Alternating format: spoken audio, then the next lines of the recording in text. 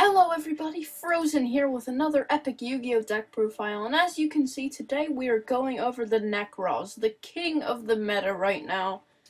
And I have to say I really love this deck. I've put off trying this deck out because I'm just really not into all the meta stuff. Like, I don't like playing Shadows, I don't like playing Cleese, but I actually kind of have some fun with this deck. So, I'm just going to go over the deck profile, and I hope you guys enjoy this. It is my own personal build, and yeah, let's get into the deck profile. So, up first, I'm just gonna not go by sort because it annoys me. We have 3 Senju, pretty typical, search. 3 Manju, typical, also those guys are good with Book of Eclipse. For our other, like, non-Nekroz cards, we have 1 Phantom of Chaos, which is kind of a tech card, but you can use it to, like, if you dump Barbaroid or something, or Quasar, this card is just really great. And even though it is an extra normal summon, which you don't want in Nekroz decks, I still find that it works really well. Next, we have 1 Jin Releaser Rituals, Jinlock, no need to explain that. And I run 2 Effect Veiler. You could run Maxi. This is kind of a matter of preference, but I definitely do like Veiler better. On to the Nekroz monsters that aren't rituals. I run 1 Dance Princess of the Nekroz. This card is just kind of a good protector. I like it in general. It's definitely a good staple, but if you want, you can run 0. That's also just kind of a matter of preference. And again, it is another normal summon, so it's kind of meh, but it's been working in duels that I play. I run 2 Charette. Some people run 1, some people run 3. I definitely love 2. It requires the entire tribute for any ritual summon, and it searches when that happens, so it's definitely a good Nekroz monster. On to our rituals, we got a ton of them. I run 1 Decisive Armor, pretty staply. We got, it boosts attack, and its on-field effect is actually pretty good. We got 1 Trish. You can run 2, but 1 is definitely enough for me, considering you can recycle it with things. And its effect is just generally amazing. There's nothing really to say about this. 3 Valkyries, because it's a good beater, and its draw power effect is amazing. You can, like, deal 5,000 damage, and then just, like, end your turn with, like, 10 million cards in your hand. Super good. I run 1 Gungnir, whatever. This is kind of a weird card. It's definitely good against, like, Cleese or something, but it's not the best ritual card out there. It's definitely worth running, though, so, if you want, you can take it out, but I definitely love putting this card in my deck. 2 Bryanak, would run 3, but hey, Banlist, whatever. 3 Unicorn, obviously, Herald plays, Search for Days, 2 OP.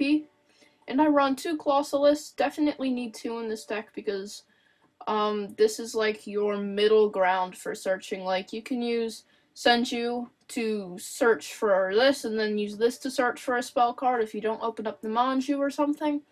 And I just really love it. Onto our spells.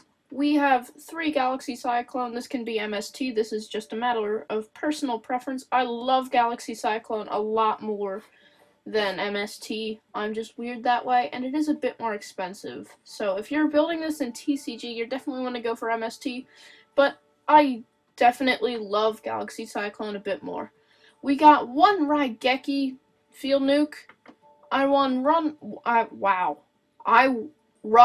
1 Rota. Try saying that fast 5 times. But yeah, I feel that a bit more than this is overkill, especially with only like 4 targets, is it? And its Rota adds more consistency, especially since Preparation of Rites got hit, which is our next card. Searches a monster from the deck, and searches a spell from the graveyard.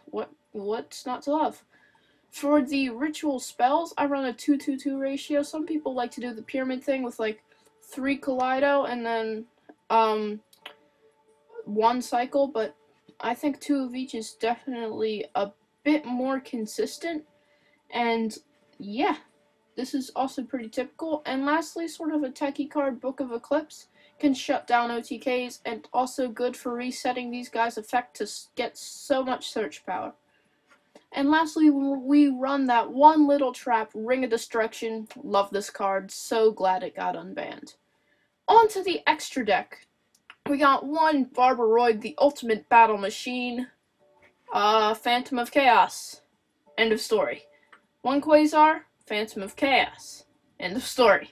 But, well, not really, because you basically need a level 12 if you want to use Kaleido Mirror and go into a bunch of stuff, whether it be Valk and Unicorn, Colossalos and Trish, or 2 Brios. You need a level 12 in here. Star Eater, it's a level 11 synchro, so run that for the same reason. I run one HTS Psyhemoth because it's a level 6 synchro, and that can be pretty useful sometimes. Either a Brio or a 2 Colossalis. Usually it's a Brio though. And lastly, we run 2 Herald of the Arclight. This card was basically made for Nekroz. If you open up Unicorn, you could go plus for days with Outer God and Yarla, and it's just super good. Now on to our Xyz. These are all going to be rank 4. We have one Ragna Zero, one Castell, Diamond Dyer, Exciton Knight, Lavalval Chain. You definitely need the Lavalval Chain in this deck. I was on the brink of running 2, then I realized that wouldn't be too good, because chances are you're going to win before you have the chance to do that, so yeah. But this card can make some pretty key plays. We got Emerald, Dweller, Cowboy, and lastly, Outer God Nyarla. Yeah, I can't talk at all. Outer God Nyarla. I'm gonna talk about this one a little bit, or at least try to. So, basically, its first effect we don't really care about, but its second effect is once per turn, you can target one monster in your graveyard, detach all XZ materials from this card, and attach the target as an XZ material, and if you do, blah blah blah blah, that doesn't matter. But basically say, you open up Kaleidomir, so basically, Kaleidoscope, so sorry, I love the OCG name. You play this, send a Herald of the Arclight to the graveyard, and then like summon your Unicorn, and say you have a Manju on the field or something, you'll make this card in defense position. And you can activate its effect to re-equip Herald of the Arclight to it. So basically, if anything would happen to it, you get a free search off of it. It's definitely a good opening move on your first turn. And because Nekroz do sometimes have trouble with first turn moves, if they can't pull off a Jin Lock, sometimes things can get a little rough for them, so I think this is a great opening move. And of course, it's OCG exclusive because we do not have Outer God Nyarla in the TCG yet, so you can just sub this for like Dark Rebel or something if you want to. Although I haven't been seeing that card get as much play lately. Kind of sad.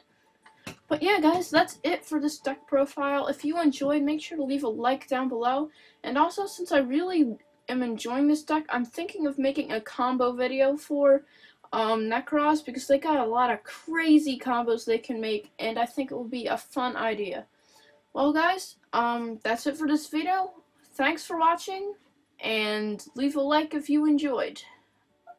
Goodbye. Worst outro ever.